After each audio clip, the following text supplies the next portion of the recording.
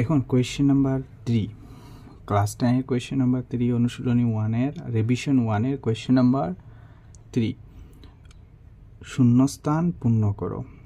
এখানে দেখো প্রশ্নটা কি দিছে, 1 নম্বর বৃত্তের কালি a ইকুয়াল টু পাই আর স্কয়ার, যদি a বাড়ে তবে আর কি হবে, বাড়বে না কমবে? এখানে লিখতাম না, যদি আর কমে তবে a বাড়বে না কমবে, সেটা লিখতাম আমরা। তো এইগুলা বেশিরভাগ 1 মার্কসেরই দিয়া থাকে। তাহলে আমরা এখন দেখি আলোচনা করি এই কোয়েশ্চেনটা। এই প্রশ্নটার মধ্যে আমি যদি দেখি বৃত্তের কালি এ পাই আর স্কয়ার না, যদি এ বাড়ে তাহলে আর কি হইব কথাটা, এই কথাটা দেখতে গিয়ে আমি দেখলাম এই যে একটা বৃত্তর হইল গিয়া, এটা হইল গিয়া কেন্দ্র, যেটা সেন্টার না, এ মানে এরিয়া, কালি না, এইটা হইল গিয়া এ, এই যে এরিয়াটা হইল গিয়া এ। এই যে এইখান থেকে যদি আমি একটা রেডিয়াস দেই এইখানের মধ্যে যদি আমি একটা রেডিয়াস দিই, যেটা হইব আর ব্যাসার্ধ, এটা হইব গিয়া আর, তাহলে দেখা যায় দেখো যদি এরিয়া এটারে যদি বাড়াই, এটা এখানে যদি এখন ওখানে আছে, তাইলে এই বড় হইয়া যদি আমি আর একটা বৃত্ত এখানে অঙ্কন করি, এখানে যদি আর একটা বৃত্ত অঙ্কন করি, এরিয়া বাড়লে কি হইব, আর অটোমেটিক বাড়িয়ে আইব, ঠিক কিনা? আর এখান থেকে তো ওখানে এসে বাড়ছে, তাহলে যদি এ বাড়ে তাহলে আমরা এই প্রশ্নের মধ্যে কি দেখতে পাইলাম, যদি এ বাড়ে তবে আর বাড়বে। প্রশ্ন আমার আনসার কি হইব, যদি আর বাড়ে, এ বাড়ে তাহলে আর বাড়বে, আর যদি আর কমে তাহলে, যদি এখানে যদি আমরা আরটা রিডিউস করি, দেখো এখানে যদি রেডিয়াসটা, এখানে এর একটা বৃত্ত হয়, এখানে রেডিয়াসটা যদি অতটুকু ধরি, তাহলে কি হইব গিয়ে, এইখানে আমার একটা বৃত্ত হইব, এখানে আমার একটা বৃত্ত হইব, তাইলে এখানে দেখতে চাই এখানে যদি আর ধরি, তাইলে এইটারে যদি এ ধরি, এটা কমিয়ে আইছে, তাইলে যদি আর কমে তাহলে এ কমবে।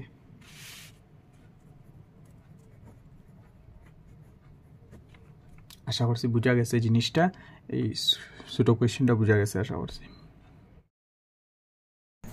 নেক্সট কোয়েশ্চেনটা দিছে, একটি গাড়ি ভ্রমণের সময় টাইম এবং দূরত্ব ডি সম্পূর্ণ নিম্নে দেওয়া ধরনের।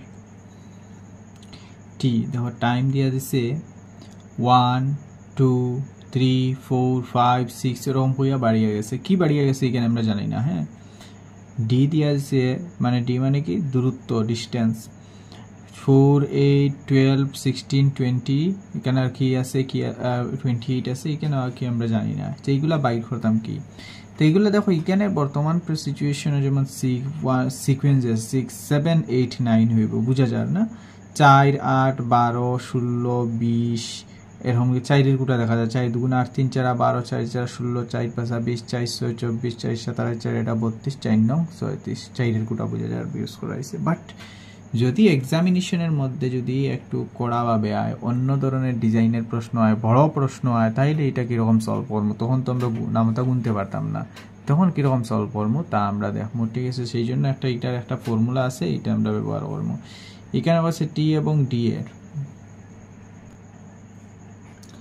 তাহলে এখানে দেখা যায় যেমন এটা আমরা টেবিল, এখানে আবার প্রথম কোয়েশ্চেনটা কি হয়েছে, টি এবং ডি এর ড্যাশভাবে বিচরণ করে, ড্যাশভাবে মানে আমরা এখন দেখলাম টি আর ডি একদম সমান্তরালভাবে বিচরণ করে না নি, তো সমান্তরাল প্রত্যক্ষভাবে, এখানে আমরা কি হইব, প্রত্যক্ষভাবে, কি হইব, প্রত্যক্ষভাবে বিচরণ করে, টি এবং ডি প্রত্যক্ষভাবে বিচরণ করে। নেক্সট আমরা হয়েছে দেখো এখানে B number, T equal to 6 হলে ডি কত, টি যদি এখানে 6 হয় তাহলে ডিটা কত হইব, ডিটা বাইর করতাম।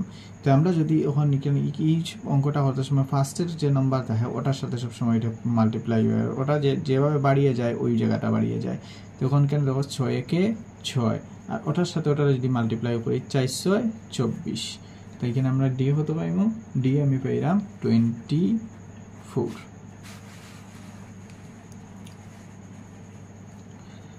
এবং সি নাম্বারে কইছে দেখো ডি ইকুয়াল টু 28 হলে টি ইকুয়াল টু কত, ডি ইকুয়াল টু যদি 28 হয়, ডি 28 হলে টি কত, তাইলে এখানে কি করতে পারবো আমরা, এটারে যদি 4 দিয়া ভাগ দিলাই, ওটা দিয়ে যদি ভাগ দেই তাইলে বাইরে যাব। দেখো 4 7 28, যেমন এখানে যে ভাগ দিলাম আমরা, এটা ভাগ যদি দেই তাইলে বাইরে যাব 28 এর 4 দিয়ে যদি ভাগ দেই 4 7 28, তাইলে আমি কত পাইলাম 7।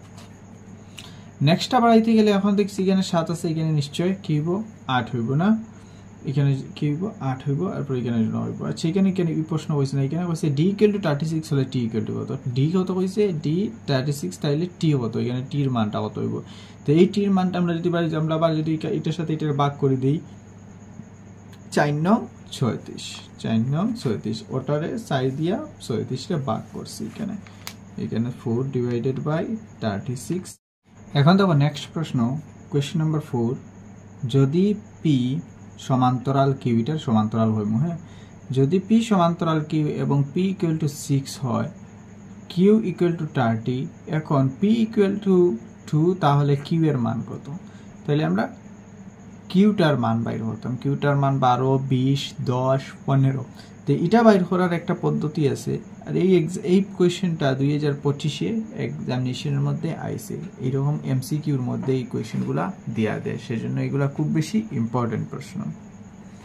চলো আমরা সলভ করি। এই অঙ্কটা সলভ করার দুইটা পদ্ধতি আছে, দুটো পদ্ধতি আমি ব্যবহার করব এখানে। যেহেতু এখানে সলভ,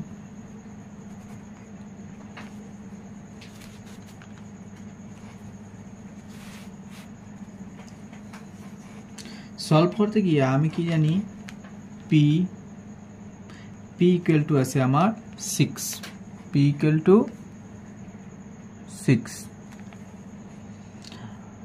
এরপরে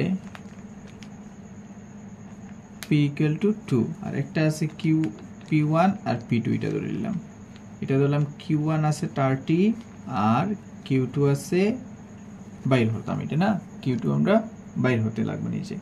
তো এইরকম অঙ্ক দিলে আমরা বেশি, এই একটা নিয়ম, এটা সহজ নিয়মে P1 P2 equal to Q1 Q2।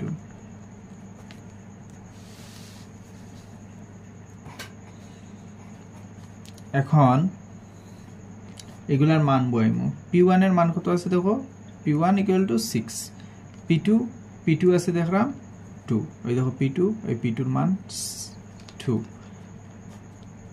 Q1 এই দেখো Q1 এর জায়গায় লিখমু 30, Q2 মান নাই, তাহলে আমি কি দিমু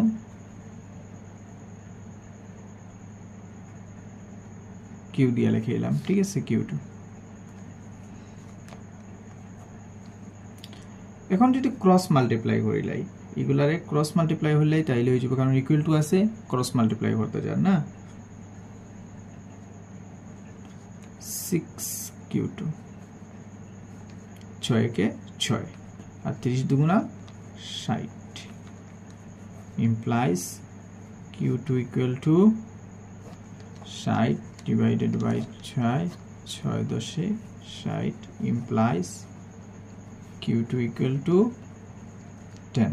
এই যে আমার 10 আনসার বাইরে গেল। তো এখানে কোনটা হইব আনসার নাম্বার হইব সি।